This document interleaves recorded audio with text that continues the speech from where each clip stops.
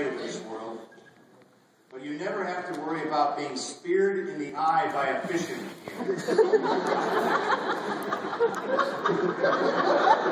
That says a lot. Some cities allow it. I come from Miami. Everything goes in Miami. Down here, City Code 16-119 takes care of that. Spearing of fish is hereby expressly prohibited within the city. You know what kills me about laws like that? Some jackass was running around.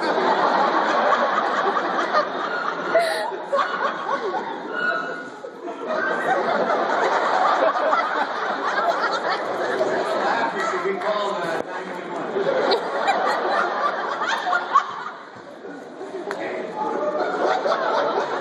You must be from party.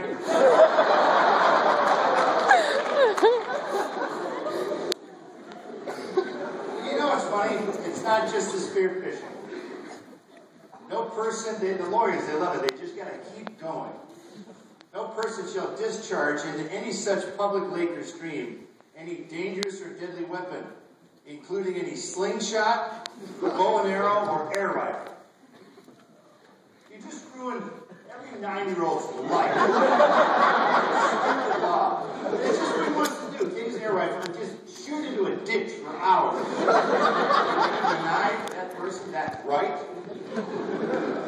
States' rights, people. Come on. But you know what? Don't be afraid. Hastings will also keep you safe from crimes against humanity. Hey, thief. You're a thief out there.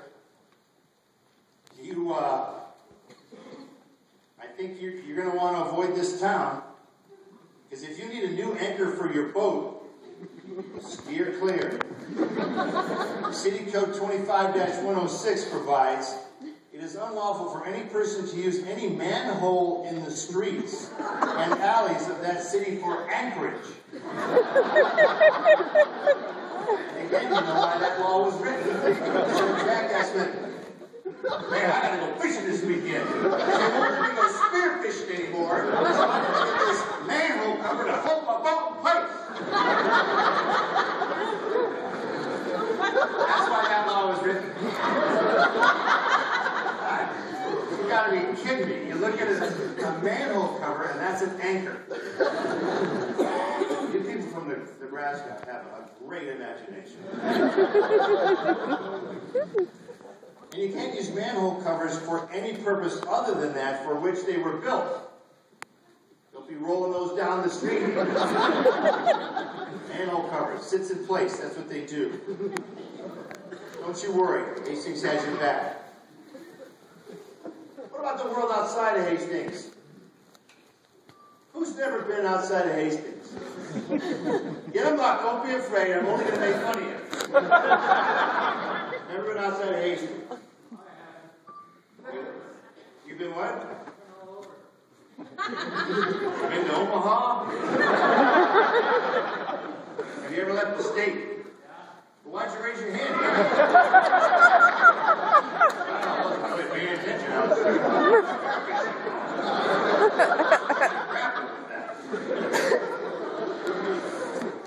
Anybody willing to admit they've never left the state? You've all left the state.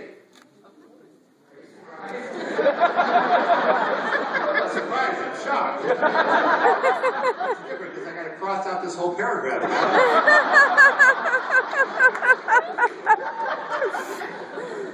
Alright, that's fine. Sure, you're well traveled now.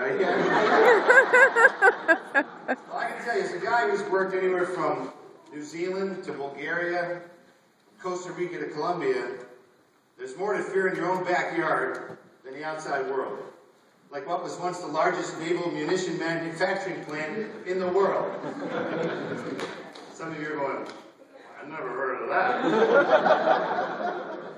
I've had more close calls 2 miles from my home than overseas. Never had a car accident outside the United States, even driving on the opposite side of the road. And yet I have totaled 3 cars in 10 years in my home state of Oregon. What does that tell you about Oregon? Be afraid. afraid of Oregon. Be very afraid of it. You'd hate it. It rains all the time there. Don't come up there. For your own well-being.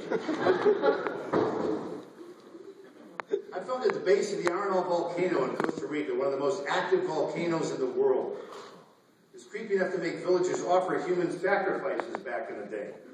But it wasn't as bad as being thrown out of my own bed at 4 o'clock in the morning during the Los Angeles earthquake of 1994.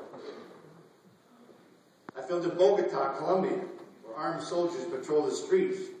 Pretty disturbing, but not as much as driving downtown Detroit to see a Tigers baseball game after the riots of 1967. So there's always something to be afraid of.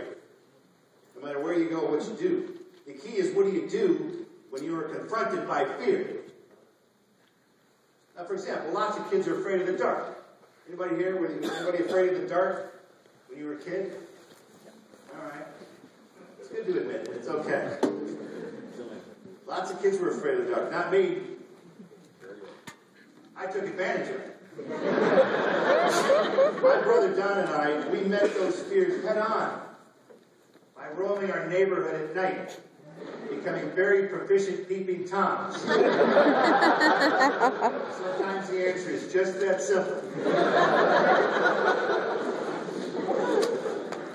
During my teenage years, my mother would lash a toboggan to the back of our station wagon and take us on a wild ride from hell around the neighborhood. Should I have been scared? Oh, yeah. A maniac. Yeah. I played hockey on a league. I wound up on the worst team of them all. Our biggest game was against the best team in the league. It was weird. I was actually so afraid of playing them that I maxed out. I couldn't get any more afraid. And it was actually kind of nice because I realized I couldn't get any more afraid. I was done being afraid. Now let's go take these jerks on and wipe them out. Well, it didn't work. They killed us. But it's our best game we ever played. The coach pointed it out because we were no longer afraid. So there is an advantage to being really afraid. Eventually you'll stop being afraid because you can't get any more afraid or you'll just die, I guess. Like a meth head, you know? Now granted, when I got a little older, I went to see my dad perform in a local play. And I got the acting bug. But now conquering stage fright, which can be crippling, how did I do it? How did I conquer stage fright? Anybody have any ideas how one would conquer stage fright? I'm here in front of you tonight. Imagine everyone in the audience naked. You're a wicked woman. Saying that in this beautiful house of worship. I'm going to write that down.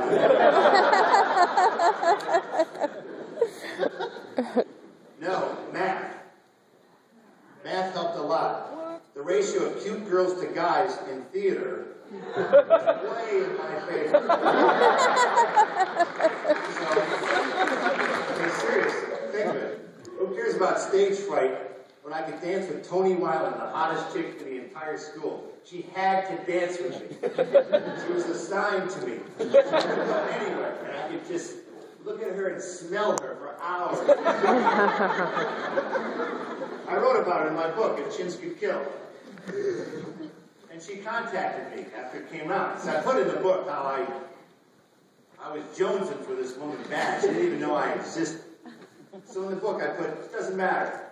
She was hot, hot, hot. She didn't know it. It doesn't matter. I got to dance with her. And I got that memory right here until I croaked her until something horrible happened. So she contacted me. And she said, Bruce, there's something I always wanted to tell you. I was like, here it comes. I always liked you too, is what was coming. She says, no, you spelled my name wrong in the book.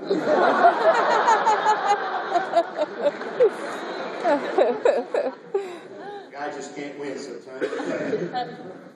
But I got Tony Weiland for a little while.